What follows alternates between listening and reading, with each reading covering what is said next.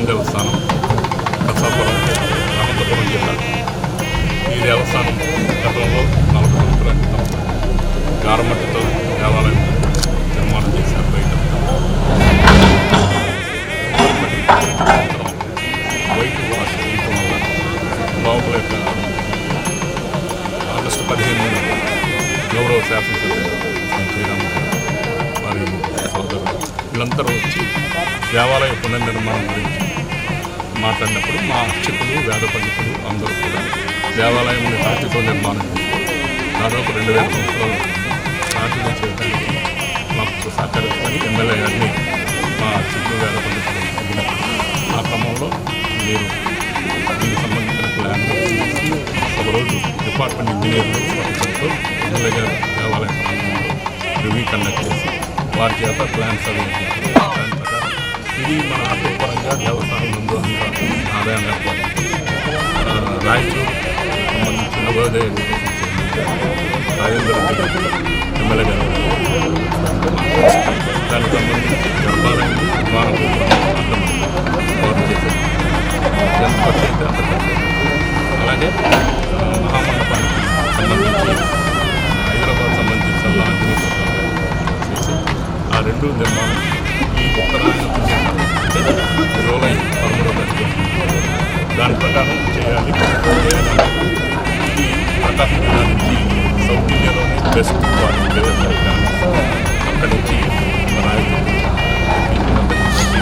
టీటీడీలో మా టైప్ పర్యవేక్షణ చేయాలి. మా డిపార్ట్మెంట్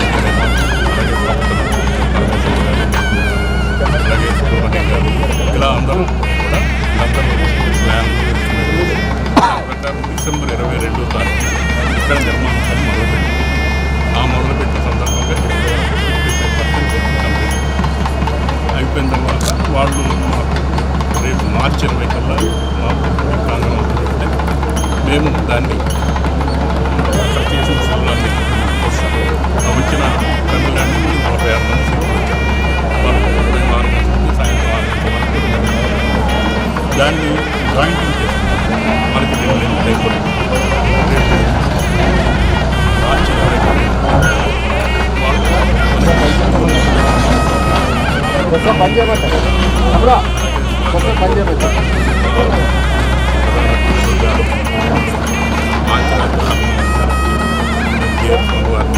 అలాగే ప్రాంతాల్లో తిరుమల దేవస్థానాన్ని సంబంధించిన జూన్ 27 ఉదయం 7:44 శుభముహూర్తంలో నిర్వహించారు. అంటే ఈ రోజు నుంచి కరెక్ట్గా 4 నెలల టైం. ఈ 4 నెలల్లో దేవాలయంలో భాగంగా ఉండే వానగొరకం కానీ, అర్ధమండపం కానీ, గర్భాలయం కానీ, మహామండపం కానీ, చుట్టూ ఫ్లోరింగ్ ఇవన్నీ కూడా మన ఆ రోజుకి కంప్లీట్ అయిపోతుంది. చేసి బంగారు కలసం కూడా దాన్ని ఏర్పాటు చేస్తాం. దానికి అన్నీ కూడా స్వీయ పర్యవేక్షణలో ఎప్పుడు వారి సోదరులు అలాగే నాకు సలహా చిక్కన్ గారు వీళ్ళందరూ కూడా ఉన్నారు. మా ఫౌండర్ ట్రస్టీ గారు, మా అర్చకులు, ఏసీ గారు, deputy commissioner, joint commissioner Azhar గారు అయితే అన్ని పరిశీలన చేశారు. కమిషనర్ గారి అన్ని అనుమతులతో నిర్మాణం చేశారు. రేపు 8వ తారీఖు మార్చి 8న మొదటి శిల ఎమ్మెల్యే గారు చేశారు. అక్కడి నుంచి అంటే ఈరోజు ఫౌండేషన్ ఈరోజు నుంచి తీసుకెళ్ళి మేము ఫౌండేషన్ ఏర్పాటు చేస్తాం. అలాగే స్వచ్ఛమైన ఇంజనీర్స్ కూడా పిలిచారు. వాళ్ళు అంతా రాతి మీద నిర్మాణం చేశారు. కాబట్టి రేపు 8వ తారీఖు ఉదయం 9 తర్వాత మొదటి రాయి పెడతారు. ఇప్పుడు తిరుమలలో మొదటి స్తంభం ఎలా పెడతాం ఇక్కడ కూడా అలాగే చేస్తాం. అలాగే గ్రామస్తులు సపోర్ట్ అండి. దాదాపు ఇప్పటికే ఈ దేవాలయ నిర్మాణానికి గ్రామస్తులు అందరూ కలిసి సుమారు 70 లక్షల రూపాయలు కూడా వసూలు చేసి దీనికి 1 కోటి రూపాయల వరకు ఇవ్వాలని నిర్ణయించారు. ప్రతిరోజు ఇక్కడ జరిగే ప్రతి కార్యక్రమం కూడా కసాపురం గ్రామస్తులు ఇది మా ఊళ్ళో జరుగుతున్న కార్యక్రమం ఎక్కడి నుంచో వచ్చే భక్తులకి అవసరమైన సౌకర్యాలు కల్పించడానికి చేయాలని ఈ కార్యక్రమం చేస్తున్నాం. దీనికి మార్చి 8వ తారీఖున మొదటి శిల ఏర్పాటు చేస్తాం. అలాగే ఈ మధ్య కాలంలో ఈ కసాపురం ఆంజనేయ స్వామి దేవస్థానం రాష్ట్రంలోని 22 ప్రధాన దేవాలయాల్లో ఒకటిగా ఉంది. ఏకైక ఆంజనేయ క్షేత్రం. ప్రతి నెల 5వ తారీఖున గౌరవ ముఖ్యమంత్రి వారు ఈ 22 టెంపుల్స్ 4 నెలల క్రితం 22వ స్థానంలో ఉన్న కసాపురం ఆంజనేయ ఉన్న ఫిబ్రవరిలో మొదటి స్థానం